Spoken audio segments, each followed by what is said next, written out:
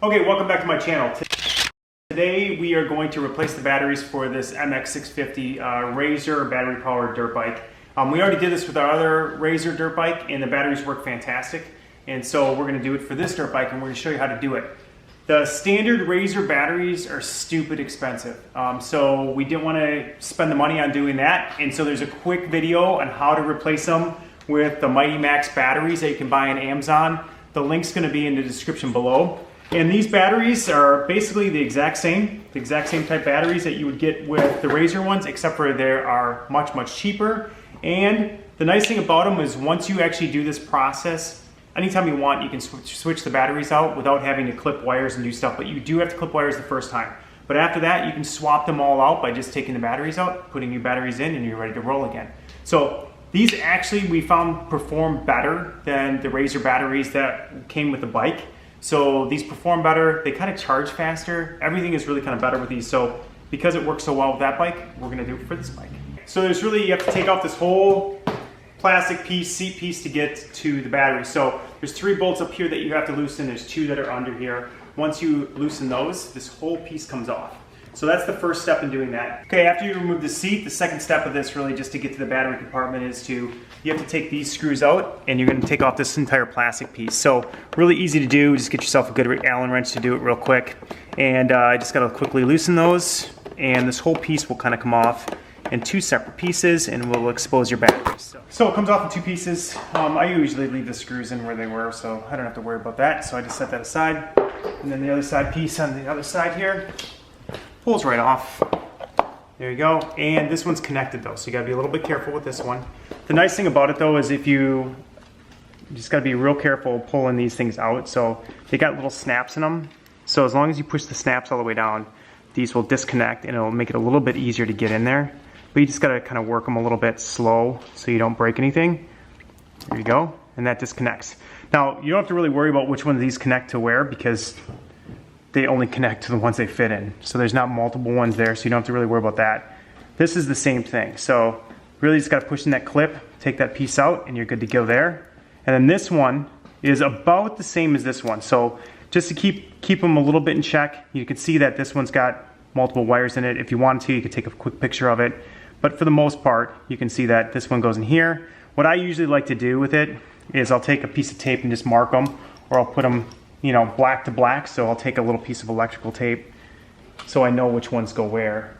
Because these are kind of close to the same size and I just don't want to think about it later. So I'll just mark them with a piece of tape quick, just so we don't have to really worry about it. So this black one goes to this black one. And there you go. And then disconnect the last one so you can get this piece out of your way. There we go. Boom. Now that piece can be put to the side. Okay, so a lot of people are scared because you do have to clip these wires. It's a little scary, but you can do it. It's not that big a deal. And you just need a real good wire clips. And I got one over there that I'm being handed to by my camera person. And you just want to clip these as close as you possibly can because you just want to give yourself as much cable as you can to do the work that you need to do. So clip it as close as you can here. And there you go. That's one. So now I know which one this is going to, so I'm going to keep that one real close to me here. And then the second one, I'm going to do the same thing with the second one. There we go. So now, as you can see, this one's going over here, and you can see I have a positive and a negative. Same thing I like to really do here, if I can find my electrical tape again. I just want to be certain. I don't go in here, and I don't, because I'm not a super electrician guy. I'm not a big, like, I'm decent with things, but not like crazy. This is my negative. So if you look at the top of the battery, you have a red, you have a black, right? Your new battery is going to have the same stuff. So this one, black is black to black. It's just that simple, right? So that's what we're gonna do here. So I just kind of taped that wire off a little bit. I probably should have taped it down a little bit further so I can, because you're gonna have to strip these wires to get, so it doesn't matter much because once you do this once, you're good to go. But now you have to go through and you have to strip your wires out. So I do have a cheap, this is very cheap, wire snips or stripper, right? So I know these are 12 gauge wires. So pretty much I'll try to show you how to do this, but is if you have a better wire strippers, this will work a lot better than mine. But basically, if you kind of just give it some twists and you strip the wires off, there you go. It's really that simple. Then I just twist the wires together. And then you have to go and buy, here they are. Here, I'm just going to show you what these are, because these were the biggest thing. 10, 12, 16 gauge, or 16 count, 10, 12 gauge. And what you only really need in these, I don't know why they sell them like this, but probably because of whatever. But what you only need is they come in, this is from Lowe's, about $3-4. You don't need these flat ones, right? Because you really need to connect it to a battery. You need the ones that got the connectors to them. And I'll show you why in a second. So, easy thing to do with this, put one on. You will need one of these. No matter what, you're gonna need one of these because you need the crimper on the top. You see it says 1012 on the crimper. Mine are dirty because my kids like to play with things, but there you go. 1012 is on the top as a crimper, right? Twist the wires together really good. Just gonna feed it through there. Feed it through the hole. And as you can see, if you look real close here at the top of it, you see how it's got wire kind of comes up through there?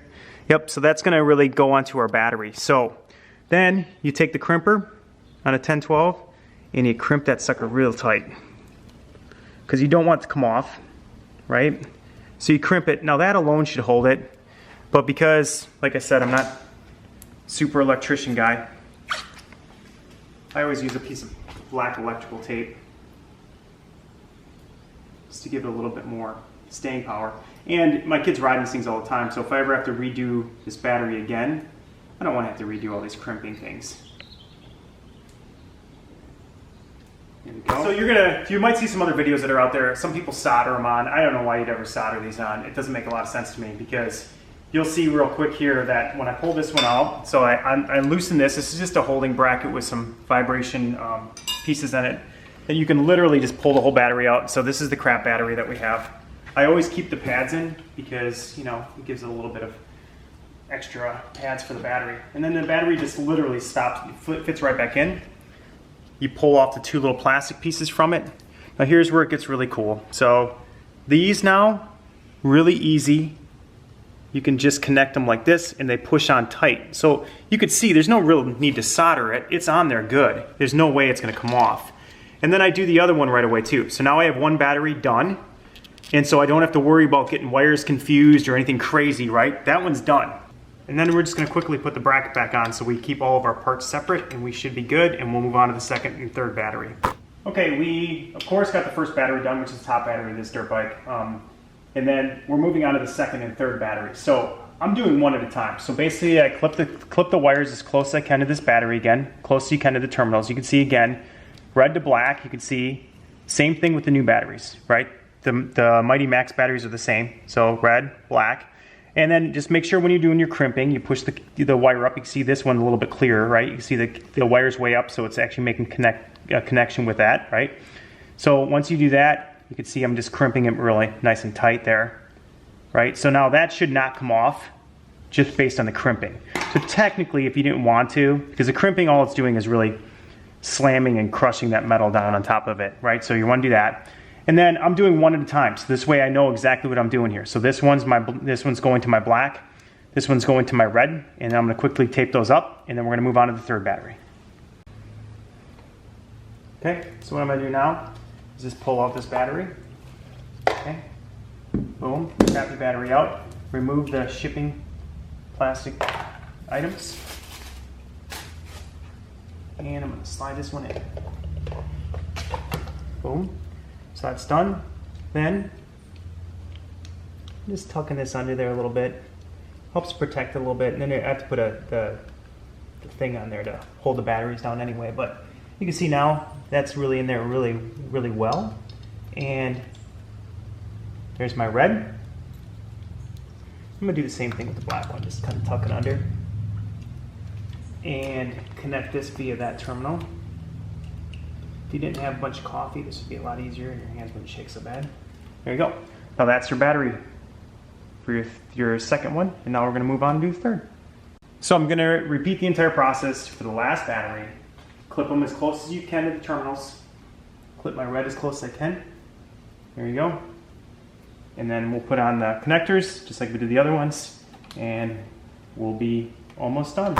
Okay, so we got our batteries in place. We got our supports that hold the batteries in place. We got those put back on. Honestly, doing the wire stuff, as long as you're systematic about it, do a battery at a time, do a cable at a time, make sure you mark them.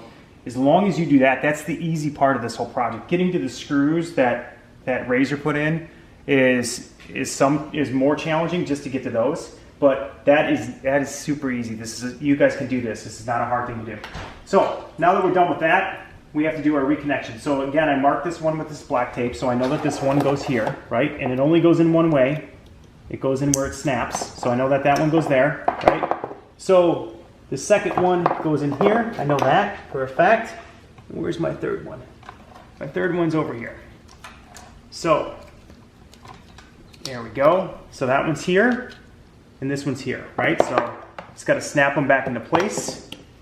Make sure you put them in the way that they came out, which is, you can always see where the snap goes in. So you got to make sure that goes in nice and snug. And you'll hear a click when they're in there good. So this one's the same way. So it's got a guide. Push down the little clip. There it goes, clips into place. Now, you already know that same thing, right? So now you can do power on, and you can just do a quick thing. You can see at the top of it, it's got a full charge. It's got battery power. So now if I actually hit the gas, it would go, but I don't want to do it too much without lifting the tire up because...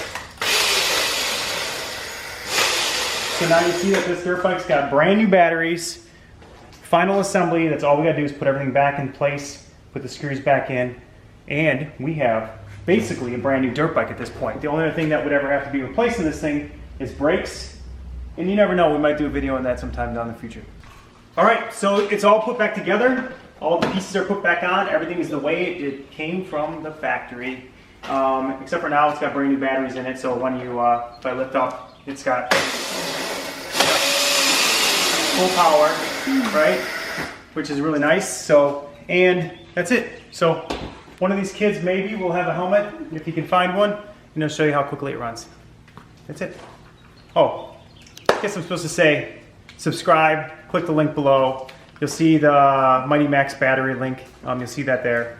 Watch the video. If you have any questions, let me know. Be systematic about it. It's easy to do. And then after this is done, you literally can swap out your batteries anytime you want. Do your clips. You don't even have to do any of the crimping or anything anymore. Just pull it off, put a new one in. That's it. Thanks.